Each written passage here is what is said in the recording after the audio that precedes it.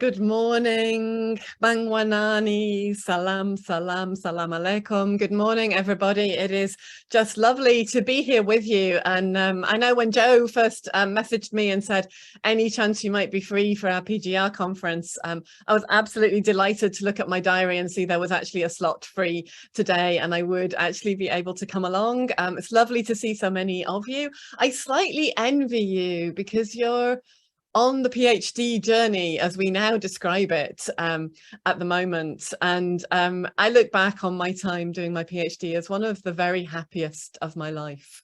I absolutely love learning, and I learned so much in those years.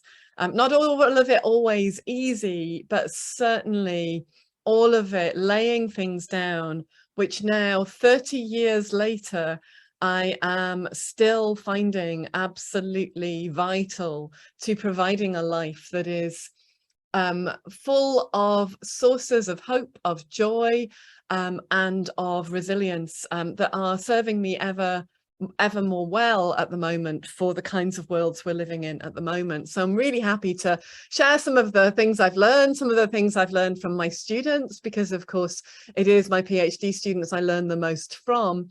And from the journey that I've been on for over 30 years. Just so that you know, I've been at the University of Glasgow for 27 years as of the 1st of August.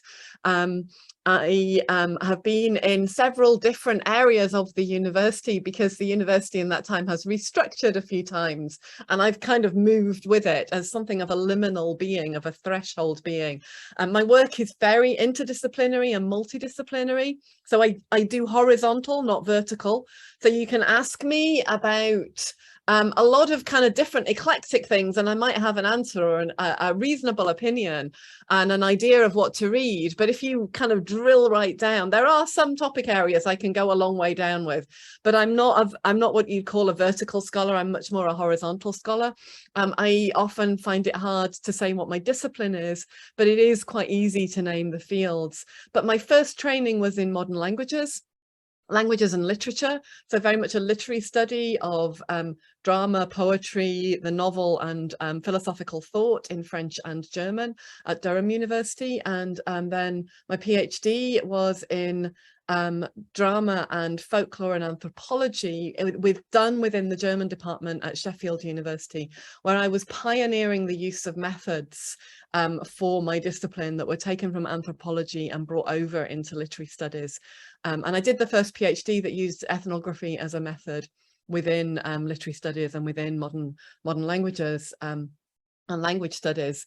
And I'm just going to give you a little bit of a taster of what that looked like right now. So I'm going to share my screen and just invite you to spend a couple of minutes watching a video of where I did my PhD and what I did my PhD on. So here we go. I think this should do it. Share. Let me expand it.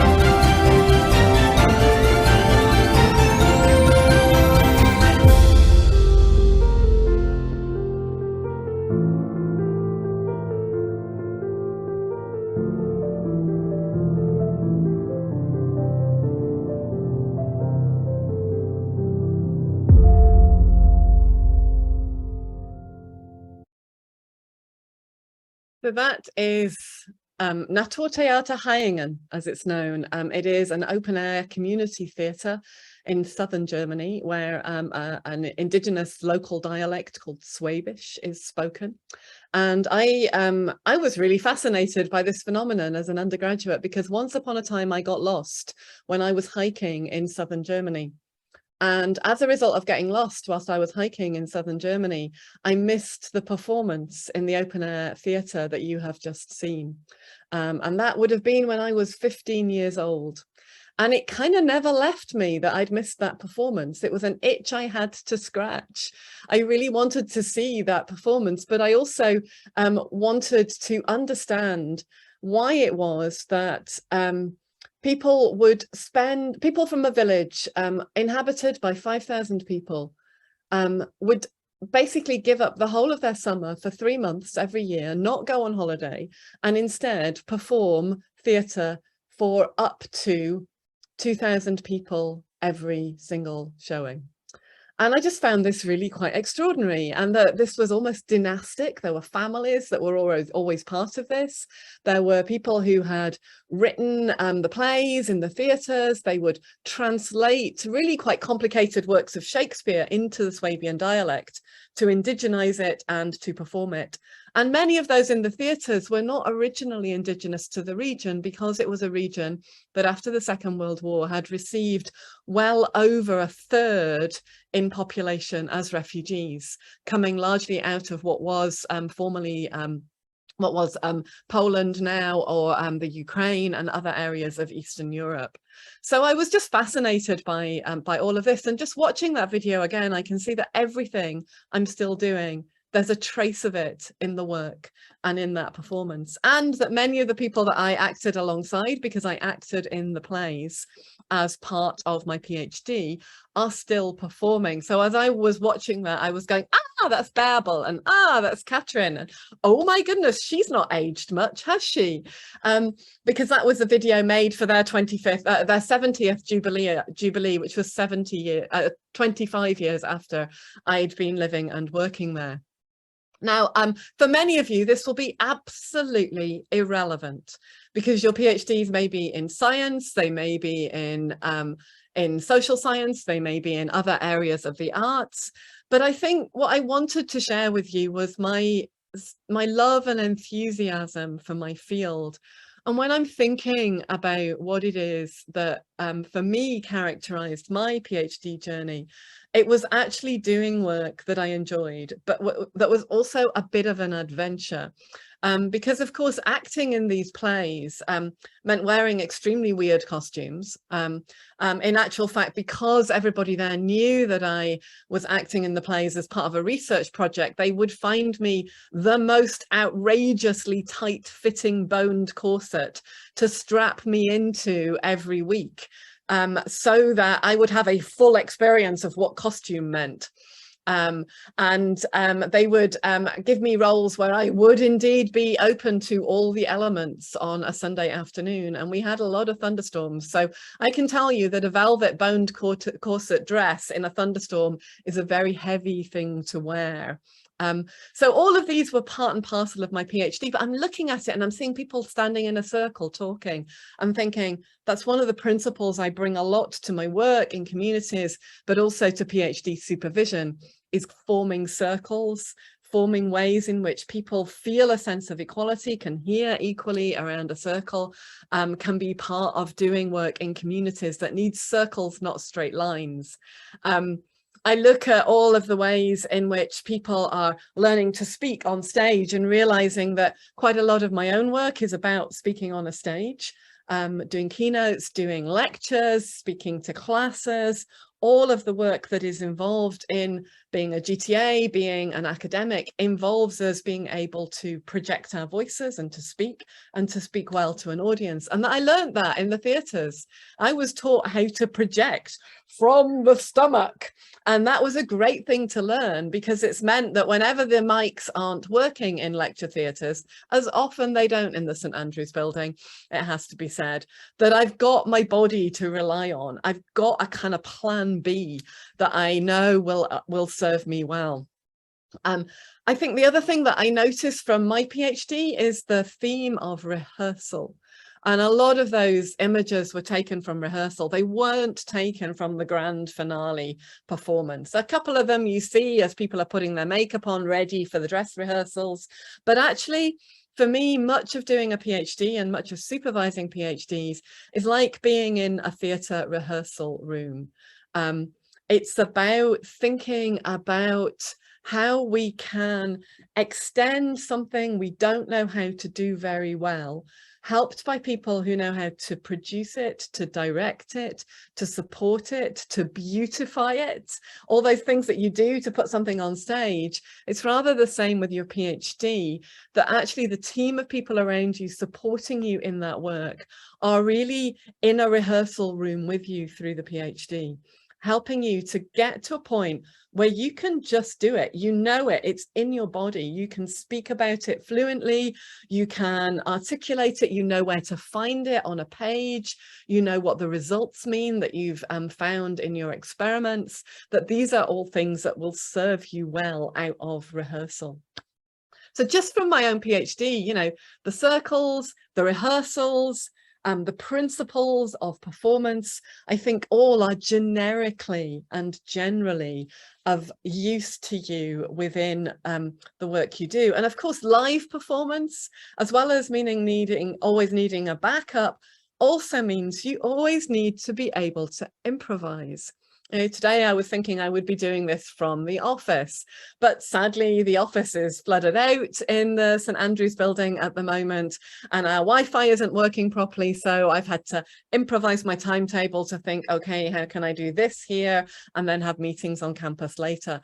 I'm constantly doing improvisation as part of my work. And so whilst it's easy to think that when you reach, as in many ways I have done, the sort of maturity in your career, and you have reached the grade of professor or whatever the equivalent is in what you might go on to do, that you kind of everything will click seamlessly into place and you're always going to have what you need to do the work.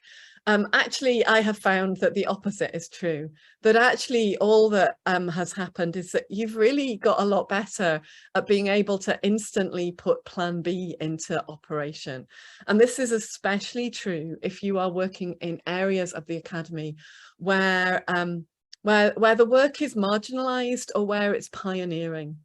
So if you are working with groups who might be traumatized, who might be from migrant backgrounds, as I do, who might have experienced conflict or disability, who might be LGBTQI, who might be marked racially or by age or by gender, who might be marked by class, who might be first generation in the university. For these groups of people, if they are part of your research or part of your research community, you will find that material resources, the resources of time and money, do not flow as easily and as smoothly towards them as groups. And this is both a research finding in higher education studies that has been tested many times over, but also a general observation that we make about why it is that these particular groups need more support and more of a helping hand along the way, in order to enable them to participate equally. And it's why I'm particularly proud of the university in things like its racial justice strategy and its championing of LGBTQI rights within the university, with its attention to gender and the ways in which it really tries to consider the work as it goes along. I was promoted to professor in 2007, and at that point in time, about 90% of the professoriate were men. And it was a very strange world I was coming into. We're not far off reaching towards 50% now. Now that has taken nearly 15 years. It's been a long, slow struggle. It hasn't been smooth, but it has been important. And I think I would encourage all of you who are involved in passionate struggles within your work, and it may be around environmental justice or migration justice, it may be around trying to reduce health inequalities. But in my experience of working alongside people doing PhDs, as well as there being a genuine excitement about the possibility of what this can do for you personally in career terms, there's also a real desire to really make things better for the world, to really address what the grand challenges are, to be part of making a different story in the world. And that means that you too are pioneers, you too need a helping hand. And that whilst it's easy for people to dismiss you as elite or as just doing research that won't make a difference, my experience over 30 years is that the opposite is true, but often not in ways that people think are obvious. So I usually begin a PhD supervision, a new journey with people saying to me, oh, Alison, I just really want my PhD to make a difference. I don't want it just to sit in the library. I don't want it just to be a PhD. And I say to you, there's no such thing as just a PhD. That already by doing it, it makes a difference. By being a person who studies and thinks, you make a difference, because this world is woefully short of people who take time to stop, to test, to think, to hypothesize, to triangulate ideas, to offer into the public realm the fruits of the best approach and guess that you can make at how the world is and how it might need to be directed. And I use that word guess deliberately because I think we often get really hung up on accuracy, especially in the natural sciences, but also in the social sciences, and to a certain extent within the arts and humanities, where our accuracy lies within the mode of our investigation or the way in which we might theorize and apply a framework. But what I think it's important to know is that your knowledge is standing on the shoulders of giants who got it as right as they got it wrong. They came up with some amazing breakthroughs, but in order to do that, when you look at the histories, even of the great and the good that we hold up at the University of Glasgow, the Lord Adam Smiths and the Lord Kelvins of our patriarchal history, that these are people who made a lot of mistakes, and some of them have experiments that are still ongoing, like the Kelvin experiment, which you can see on campus is still ongoing. In other words, that weren't ever intended to fit into a 3-year PhD or even to a lifetime, that are still happening, so that you fit into really something of a blip in terms of the ways in which human beings have made inquiries about their lives. And I found that to be really helpful in thinking about what it means to consider the PhD journey, not as something smooth and not as something that is ever completed, but as what I've said in my title, might be considered a lumpy crossing. Now, that word lumpy crossing, I take from the wonderful poet Padraig Ó Tuama, who runs a wonderful poetry podcast on Unbound, which is part of the On Being series, a wonderful series about life and how to live it well. He's often a speaker at events, and he's been alongside many projects at the university, particularly those working with people who have been formerly in prison or with the families of prisoners. But he used to be the director of a community for peace and reconciliation in Northern Ireland called the Corrymeela community. And whilst he was director of the Corrymeela community, there were a lot of people talking about Corrymeela meaning heart, or in the heart of the matter. And they had a kind of circle in the shape of a heart, or a sort of circle, where people would come and sit in the heart at Corrymeela. And everyone was terribly kind of Irish Celtic romantic at Corrymeela about being in the heart of things. And then thankfully an ancient Irish Gaelic scholar came along and said, I'm sorry, but this is just not true. You know, I've studied the language of this region and the place names and onomastics, as it's called, and I'm here to tell you that Corrymeela doesn't really have anything at all to do with a heart, a place of peace. But rather it means lumpy crossing. It's a way of describing moraine debris in a particular area. Now, Podrick tells the story far better than I'm telling, but he just said this was an absolute revelation to them. Because it stopped them forcing themselves to believe that all of their work in peace and reconciliation should always be of the heart and perfect and smooth, and that would always model something without any conflict whatsoever. But it would allow them to actually be honest about what peace building work is like, which is that it's a bit of a lumpy crossing, that that conflict is normal, that is part of everyday life, and that you get good at resolving it or transforming it by practicing resolving or transforming it. Just as you get good at writing a PhD by writing a PhD, by doing a little bit every day. Just as you get good at managing your time well by managing your time well every day. And that when you don't manage it because something comes at you from left field, or suddenly there's a far more interesting, exciting thing to do than what you planned to do that day, actually, that's a bit of a lumpy crossing, and it's normal, and you get to reset the next day. And there's a piece of wisdom that I take out of the Benedictine communities, which is always we begin again. Every day we get to stand up and wake up and say good morning and have a cup of tea or porridge, lots of porridge, loving the porridge. Sorry, those porridge haters over there, not quite with you there. But we get to reset and restart and reset that intention and go, well, maybe today it won't be quite such a lumpy crossing. And rather than getting stuck on, oh my goodness, I went off course once, therefore I'm permanently off course, we get to just be a little bit gentler with ourselves, because as Aristotle said of theatre, it happens in a single revolution of the sun, 24 hours, and it makes a difference. So that's one of the bits of wisdom that I have taken both from the Corrymeela community about let your PhD be a lumpy crossing, folks. Let it be like porridge that hasn't been stirred properly. It's fine. It's only porridge. It's just a PhD. It's part of the fabric of the work that many people have done before you and many people will do after you.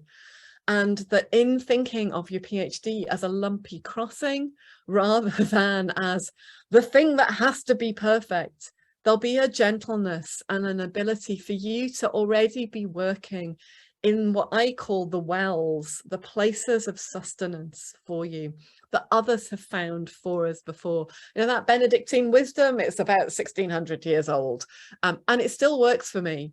And it still works for me every day. Always we begin again. It's a way of being humble about what I know and going, I really don't know everything. So I want to share a few items with you that are from what I would call my wells, the things that have come to be the places of sustenance as I go across these lumpy crossings. And of course, one of them is always we begin again. It's just 24 hours and then you start again. Keeping it in bounds is helpful. Learning to set boundaries is helpful, so that, as the great scholar Umberto Eco has said, you can rip up the plans or rip up what you said you would do, because there's something better that you can do, but you know you can reset. So do have a plan. Have a PhD plan, have a plan that you can submit, have a plan to get through your APRs, your annual progress reviews, have a plan, but also be prepared to deviate from the plan and to get good at deviating from the plan, because mostly, in my experience, things are found by accident and by error. And you need, therefore, to be able to make a lot of mistakes. Mistakes are good. Please make a lot of them. I'm a linguist. I speak a lot of languages quite fluently. The only way to learn to speak a language fluently is to constantly make a complete fool of yourself when you open your mouth. To get it wrong, to pronounce it wrong, to say it wrong, to get the wrong word for things. I can remember turning up when I was learning German at a group meeting one evening, having cycled across a little town called Biberach in southern Germany, and I was hit on my bicycle by a car. Not badly, I was fine. I got off, we were all okay, we made it all right, and I arrived late. And then I turned up in this this kind of community circle that I was working in which there were a couple of police officers, and I said in German, "Es tut mir furchtbar leid, aber ich musste bei einem Überfall helfen," which, for those of you not German speakers, will know that what I said to the police officers was, "I'm really sorry that I was late. I had to help with a bank robbery." The word I was looking for was Unfall, which means accident, not Überfall, which means robbery. Mistakes are great. They make stories. They make us interesting. They're great resources for any interview you go to. You'll be asked behaviorist questions at interviews. Behaviorist questions are questions where we say, tell us about a time when something happened. And what did you do and how did you resolve it? And that's one of my examples that I use at interviews. What did I do? I apologized, I listened, I corrected my language, everybody laughed. Humor is really important.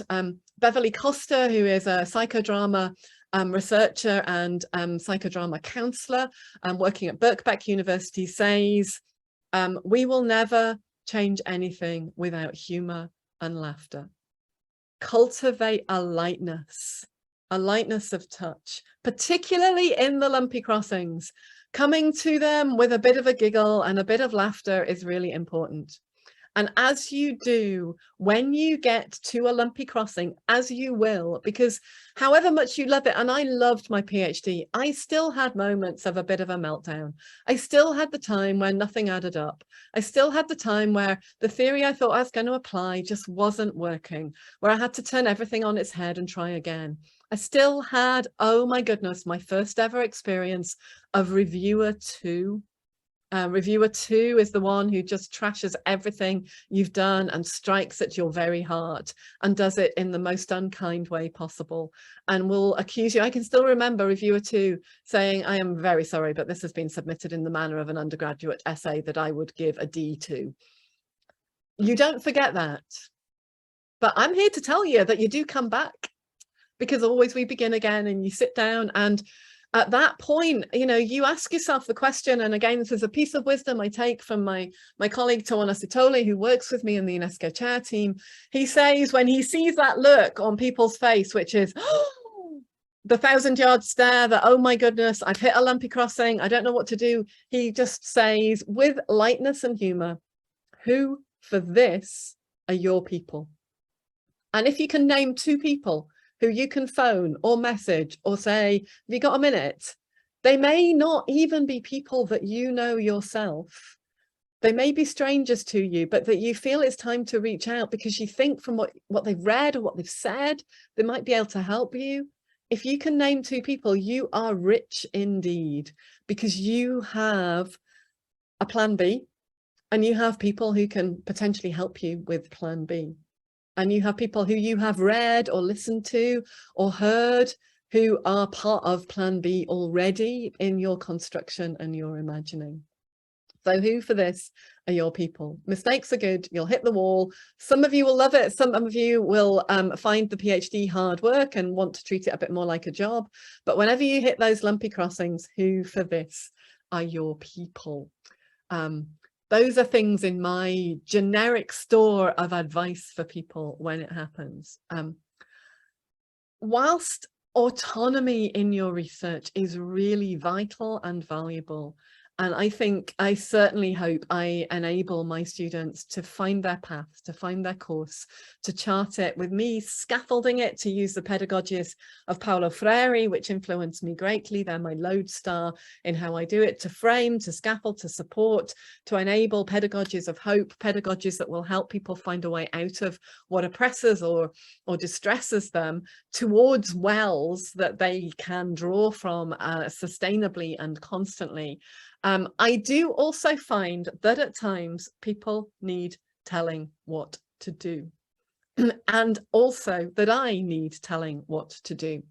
And I need people who are my naysayers as well as my yay-sayers, people who say no to me as well as yes to me. And I also find at certain points in the PhD, I have to sit down with students and say, okay, right, I am going to tell you what to do. And I strongly advise you to do what I am telling you, because I have seen about 60 students get to this point. And in my experience, this is what gets you out of it. Now, often in my area of study, so in the social sciences and arts, it's at the point where, to use a really rather vile metaphor, the PhD becomes cold vomit. What you've done is just spewed out the words so many times and gone over them so many times that there's really nothing appealing about it at all. You just really never want to see it again. You really can't see it far enough. You just want this done. And at that point, I find it's really helpful. And I still have these moments when I'm revising articles or books.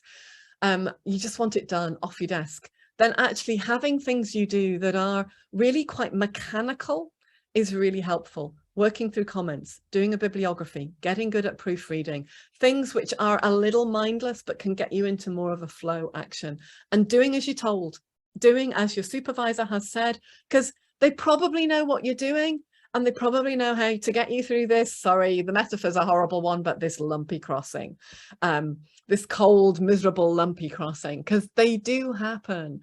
And if you just stick with it, Donna Haraway, a wonderful theorist working in the humanities, has a book which she calls Staying with the Trouble. And she talks about how we resource ourselves to stay with the trouble.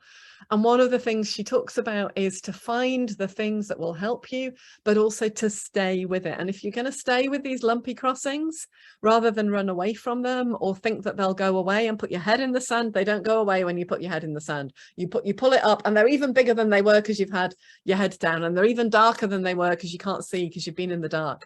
So you know, just if you're going to stay with the lumpy crossings in your PhD, who for this are your people, who can help you through, what are you being told to do, because that's probably the best wisdom that will actually help you over these thresholds. Another really important element that I have found is is that you are in a world, and it's even more so now, which is a bit like a sweetie shop. There are hundreds of amazing opportunities.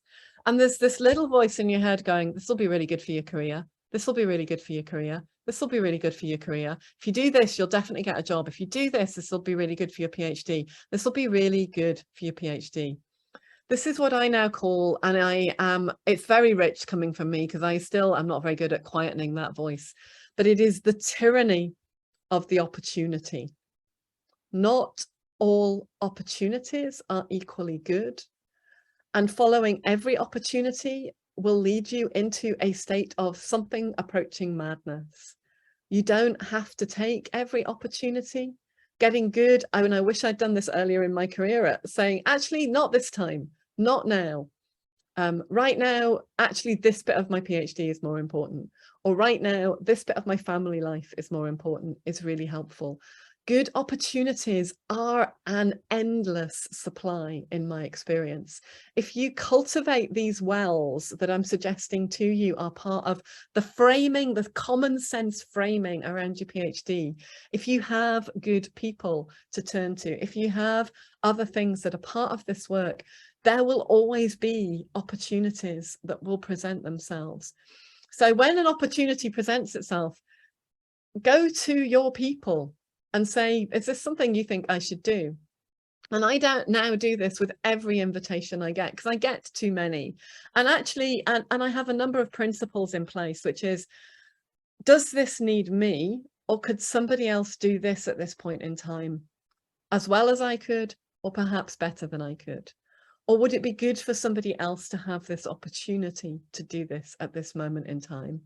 Or is this actually a bit of a debt I feel I need to repay? So maybe I should do it this time around. And that's definitely what I'm doing right now. You know, I owe Joe one, but also I'm paying it forward. You know, people did this for me as a PhD student. They gave me talks that gave me, I remember one really vividly about your PhD is like a fairground. Some of it's a helter-skelter, and some of it's a roundabout, and some of it's a swing. And every now and then you'll fall off and bump your knees. There you go, the lumpy crossings again. But all of that was really helpful to me at the time, and I obviously I've not forgotten it because I'm sharing it with you now. But watch out for the tyranny of the good opportunity. Not everyone needs to be taken, but when you do choose one, try and stick with it. Try and stay with it even through the trouble, because it will have something to teach you. And it may be that a different opportunity could have taught you the same thing, or it may be that a different opportunity could have taught you something different at a different point in time, but you will absolutely get opportunities in spades through your PhD at the University of Glasgow.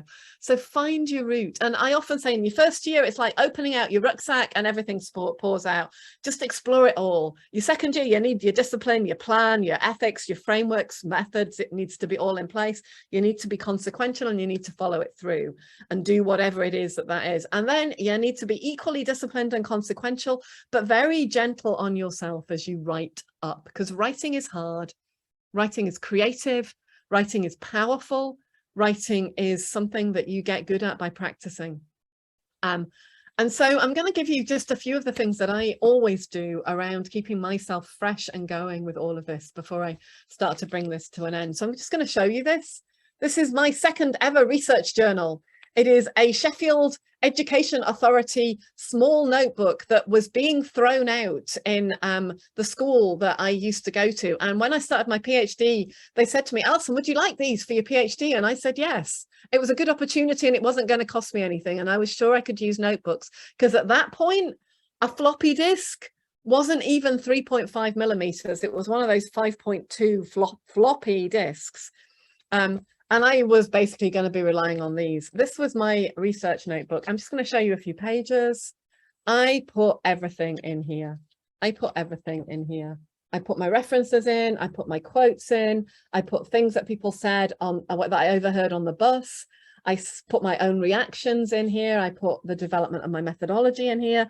I clearly put references to White 1981 there, Street Corner Society. And I put in the rubric. I cut it out and I stuck it down, which said from the University of Sheffield, the recommended length of theses is approximately 75,000 words for a PhD, including notes, appendices, but excluding bibliographies.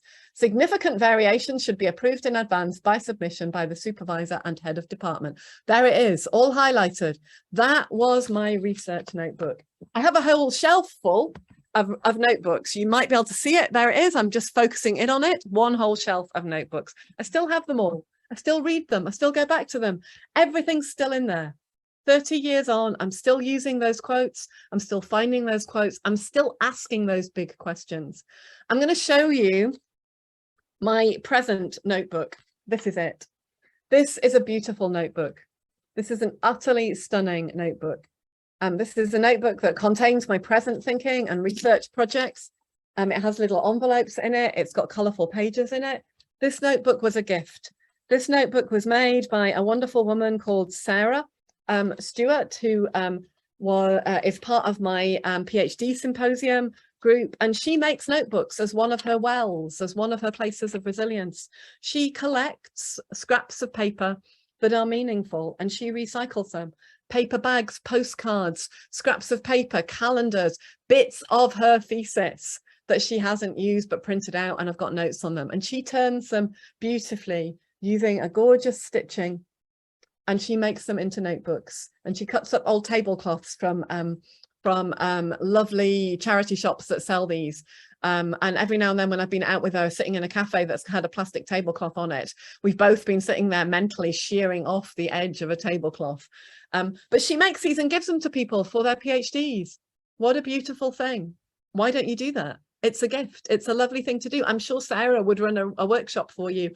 She's taught my team and my own PGR symposium to make these, and we now have them and we make them ourselves. And here's the one that's waiting to be started quite soon. Notebooks are your friend.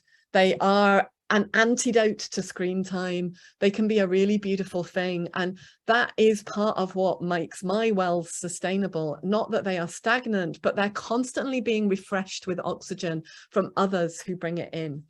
Not a kind of small individual, this is my well, but this is one that lots of people can draw from, but that will be a bottomless well and unquenchable source, because lots of people will learn how to and share how to do the things that we are doing. So make wells and make more sustainable wells. Have a notebook. That's my first one for you there. This is money. Watch it. You have money. Watch it carefully. Use it well and wisely. These are actually rupees because it was the only cash I had to hold up to show, because most of my other money is on this, which is my phone. learn how to steward it well, but also learn with the research resources that you have to maybe think about those wells. And one of the things that I do a lot of the time is think about how to share what I have, not how to give it all away, but how to share it, how to make it go further because it's been shared, because there is an abundance of resources between us. We do have enough.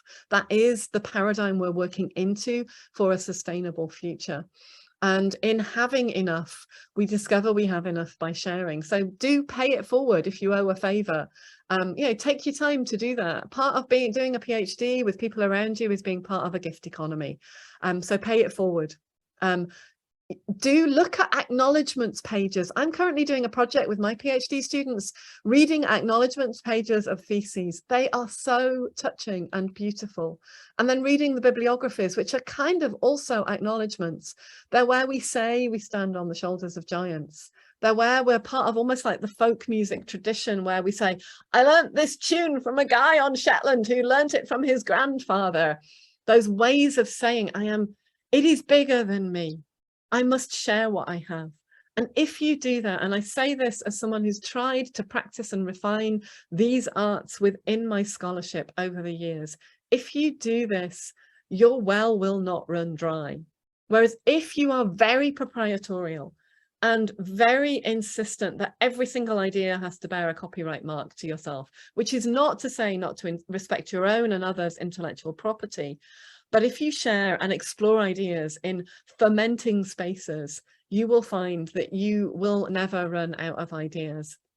And certainly now my ideas are really other people's PhD subjects that they take and refine and change and reject, but that is what they are, because I can't do all of it in a lifetime, not the ideas that I would like to follow, not the projects I would like to do. I need others to be taking that on, as I am now a grandmother.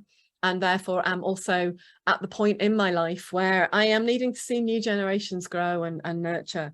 So here's my next and second to last tip for wells and restorative practices. Have stuff you make. I'm a knitter and I make gardens and I make music. Those are my practices. I make stuff that I can see the progress of, because making a PhD is long and slow, and a lot of the time you feel you're undoing. If you're in the critical sciences, you're always deconstructing, you're always critiquing everything. It's quite a negative space to be in. Be somewhere where you make good stuff happen and where you can see it happening in real time. It's why I knit, it's why I weave, it's why I plant seeds. Have those things, whatever they are to you, but things where you can see progress. And a really good bit of advice that I've recently taken on from a woman called Emily P. Freeman is to have maker time and manager time. Time when you are managing what you do to get it done. And for some of you, that'll be really good flow time. You'll love to manage stuff, but counterbalance it with time to stare out of windows, look into fire embers, go for a long walk, make stuff. And if you're more of a maker, more of a creative type, and many of you will be, regardless of what discipline you're in, make sure you protect that time for yourselves. Have time to make. So I have 2 days a week in my diary now that are maker time, where I will make. They are free blank space, and I am strict about holding those so that I can sit and write, maybe in a group, maybe not, but I can read, maybe in a group, maybe not, but I've got that time. It's maker time, and I have to manage my time to have maker time. And then I have my manager time, which is the time I spend on call pressing buttons to give you all leave or to organize a meeting or all of those other elements. Finally, my last bit of how to get across the Lumpy crossing is food and friendship. I did my PhD with a lovely group of people who met in the Flying Pizza on West Street in Sheffield. Every month we met, we talked in my supervisor's office for about 4 hours about the things and the ideas in our research, and then we went out to Flying Pizza and he bought the pizza. And so now I do that for my students. We don't go to Flying Pizza on West Street, we go to Mosob, which is a wonderful Eritrean restaurant in town. I'm not on commission, but unbelievably cheap, fabulous plant-based food, as well as great meat dishes if you're into that. And a really phenomenal place to go and just sit and think and talk in convivial ways, because conviviality is at the root of all of the wells. You know, we go to a well to draw water so that we can sit together and drink together and eat together and wash together and, you know, get across those lumpy crossings and be able to take a good shower. That's what those wells are for as metaphors. So for me, those are really important. And where they've brought me is into a job that I love with a passion. It takes me, yes, into the highest echelons of government at the moment, but also into places of really deep suffering. And it allows me, those things I've shared with you now, they're the things that hold me and allow me to navigate the things that are hard, the lumpy crossings, which for my work, because I work with refugees, are constant, because the work I do is about constantly being in an environment that is warfare, torture and oppression. But they allow me to continue and to remember that joy is a method. It is proof that we are alive in the face of all that is difficult, and that it is quite simple to find really easy bits of wisdom and advice to sustain it and get good at practicing it over the long term. So thank you so much for listening. I'm more than happy to take questions from you if you've got questions that you want to share and think about, and other bits of ideas that you might want to have. But otherwise I'm going to hand back to Jennifer and yeah, let you raise questions or ask about things that might be on your mind.